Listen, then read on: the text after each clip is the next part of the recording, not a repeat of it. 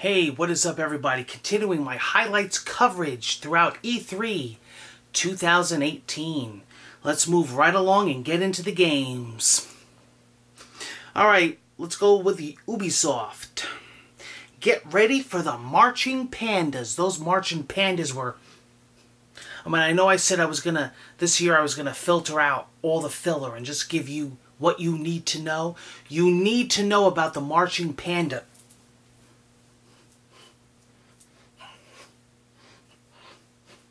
Alright, let's get on.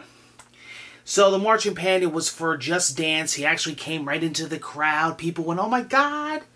Oh my god! They should have saved this for the end. They would have won E3. The Marching Panda was insane.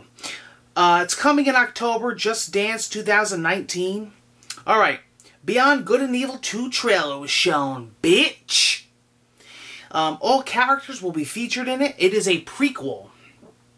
Behind Closed Doors demo will be at E3, for those of you that are there. First gameplay alpha footage was shown.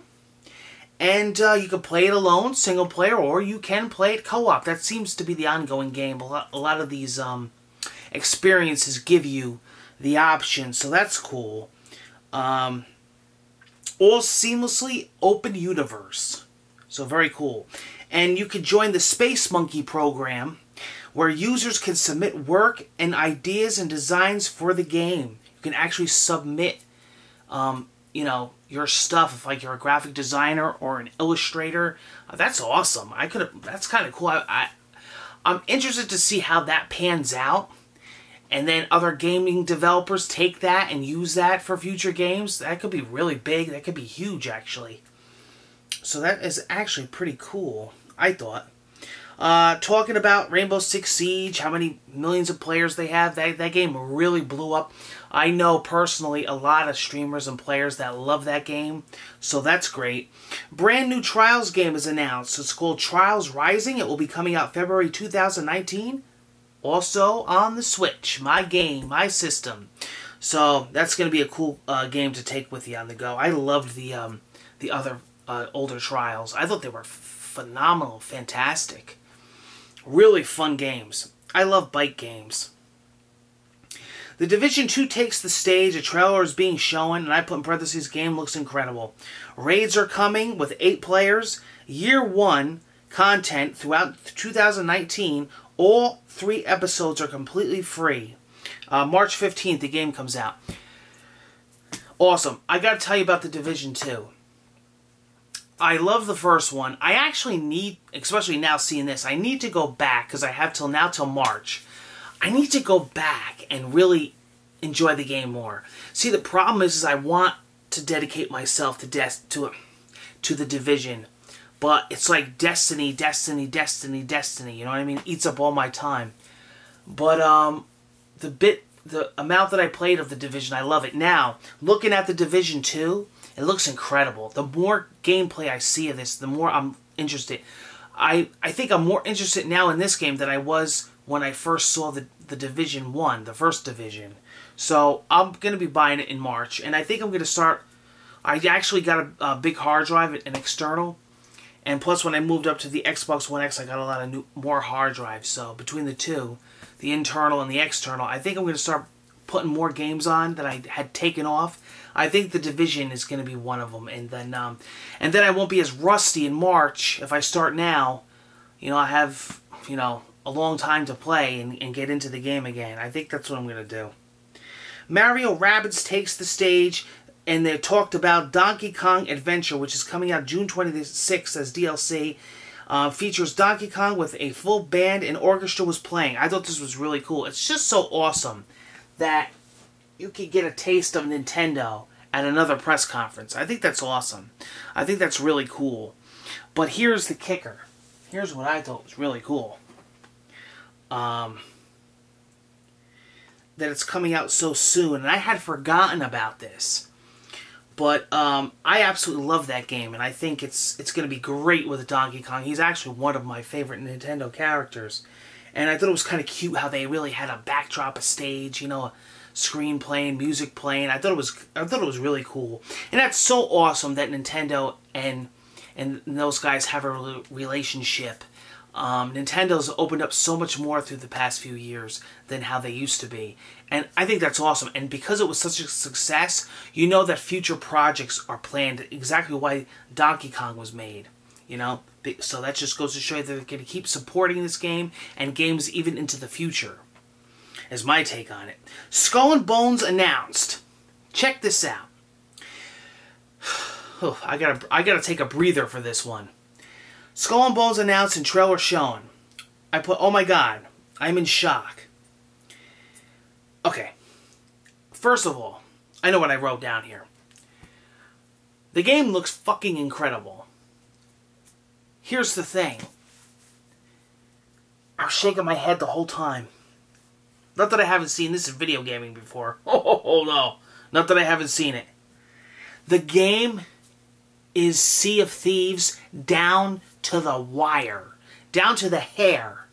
It's Sea of Thieves, but it's Sea of Thieves the way Sea of Thieves should have been. It's such a kick in the face to Microsoft. It's like, it's a slap. Boom! It's Sea of Thieves to a T. It's exactly like the whole Fortnite PUBG thing. Everybody's saying, oh, Assassin's Creed Black Flag. No, dude. It's Sea of Thieves. The modes, the gameplay, the options. I mean, it's it. But it's so much better. It looks insane. And guess what? It looks like it's full of players. It looks like it's live. The graphics are absolutely stunning. The graphics are insane. It looks so much more real and so much more interactive. I just put, look out, Microsoft. It's coming out in 2019. I'm definitely going to be checking this out. Hey, look, I love Sea of Thieves. I think it's awesome. And I'm glad they're supporting that game. But this hit me. I was just watching. It's funny. I actually streamed E3 today on my 4K cinema in the theater instead of watching it on the iPad or my iMac. And I'm watching it, surround sound, freaking getting into it. And it just hit me. And I'm watching, I'm like, yeah, this is Sea of Thieves. And my wife's next to me, she's like, huh? I was like, this is the way Sea of Thieves should have been. I couldn't believe it with the like whole mission quests and going to the outposts and going to your next mission and collecting things and fighting and cannons. Wow.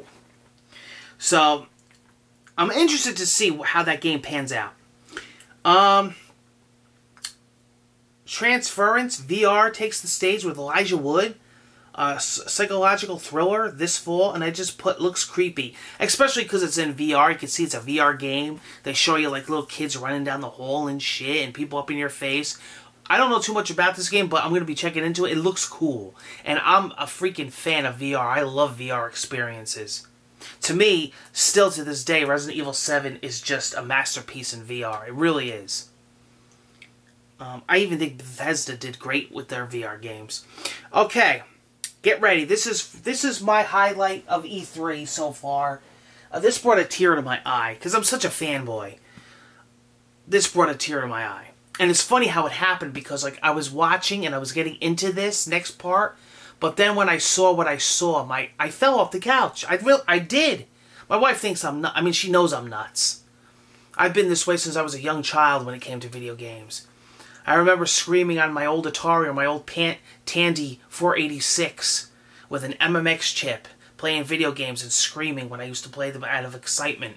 I'm the same now. So I was watching Starlink being shown. It's that game that you can actually get toys, like they show you actually almost like amiibos, but they're toys with life, like Lego Dimensions and you know Disney Infinity, all that, Skylanders. So they're doing that, and they're showing you, and I've watched this game for a while now, last E3, and I've watched a lot of reveals about it. It looks very interesting. It's on my radar. But then, I'm watching it, and all of a sudden I see Fox McCloud. I see Star Fox. The fuck? I actually rewinded the stream. And I'm flipping out. I'm flipping out. Star Fox is going to be integrated in the game, and it's coming out, that version is coming out on Switch. October 16th. Whoa! You know, I'll be a day one buyer. They came out. Miyamoto came out. Oh, I was tearing. I was like, wow. I didn't expect this kind of stuff till tomorrow. You know, with the Nintendo Direct. But Shigeru Miyamoto came out. They gave him like a model of Star Fox. Wow. I put in parentheses, so freaking cool. I thought it was. It brought a tear to my eye. I thought it was kind of cool. He's so passionate, Miyamoto, and you can really tell he's like so into the games. Like, so am I. So I can't wait. This just hyped up my hype for the game. So very cool. They got big points for that. Ubisoft, definitely in my rankings, because I'll be doing a Who Won E3 at the end of E3. I do it every year. For Honor's up next. I was actually a big fan of For Honor. I remember that it came out on Valentine's Day. We are ready to expand our world. Marching Fire, the expansion will come out October 16th. So pretty cool if you're still into that game. I know a lot of people that still are. Showing the Crew 2 in-game engine, and then pretty much the big chunk left was Assassin's Creed Odyssey, which is awesome because that's what we wanted to see. We didn't really know a lot about it. Oh, we do now. The setting takes place in ancient Greece. I put in parentheses, looks stunning and so unique and different. Pick between two characters, male and female. They will carry throughout the story. Dialogue changes outcomes, very interactive. Showing in-game gameplay, and I put in this freaking game looks freaking incredible. Now, mind you, and October 5th is coming out. Now, mind you, I was watching this on a nice 4K screen. This game, Assassin's Creed Odyssey surprised me. I didn't think I was going to be this into it. And you know, they did good with Origins, where they skipped a year and they finally took the time. So this was coming out a year after that, and I'm like, oh, they're back to the yearly thing again. But the studio that worked on this game, it looks like they did a phenomenal job. I gotta tell you, the graphics are freaking awesome. Just being in ancient Greece and with their armor on and their helmets and just the setting and the style and the dialogue, it looks like a whole... Like, dude, I didn't even know it was Assassin's Creed at first when I first started watching it. So that's good. I mean, you know, it's going to have its Assassin's Creed roots, I'm sure, but it's such a breath of fresh air. So, October 5th. I think this conference was really good. I think it's going to be one of the top when I do my Game of the Year, E3 of the Year, E3 winner list, or whatever I'm going to call it. You know, Who Won E3, I think is what I call it. I thought this was a good press conference. I was happy. I was excited. There was a lot of moments where I was like at the edge of my seat, so that's a good thing. So I definitely think this is one of their best within a few years. I think they improved. If they can keep building on this, I think they're going to be really great in the future for E3, and I'm looking forward to many more press conferences from them. Take care. I will be covering the Sony, the Big S, and then the Big N right after this. So I'll see you for my continued E3 highlights coverage.